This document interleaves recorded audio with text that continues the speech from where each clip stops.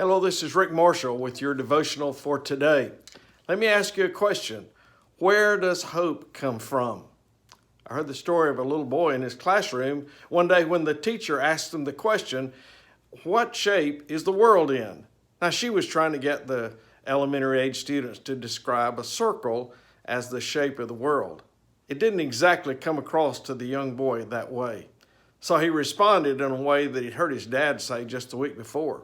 He said, "My daddy said this world has never been in a worse shape." Well, you and I may know some people who would probably answer exactly that way. Between all the hurricanes, the storms, the tornadoes, the crime rate, the problems in our economy, the relationships that people have, the lack of value system that we cherish so much in America, and all of these things put together remind us that indeed our world is in a bad shape. If that's the case, where does hope come from?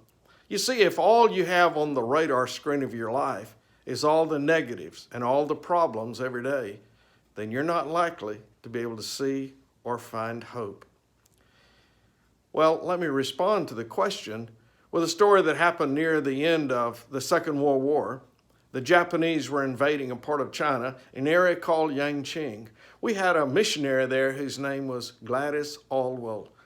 Gladys was a missionary that ran an orphanage with a number of children in it. She recognized they were about to be overrun, and she gathered the children together and started on a journey over a serious mountain range to try to get them to safety. It was a harrowing and difficult adventure.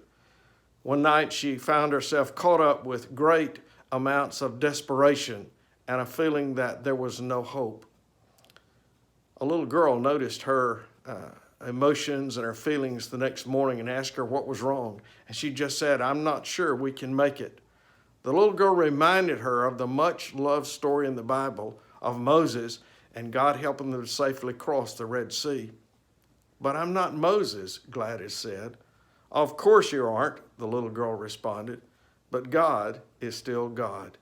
You see, when the worst seems to be happening to us and hope is getting dim, the realization that God is still God can make the difference in going on instead of giving up.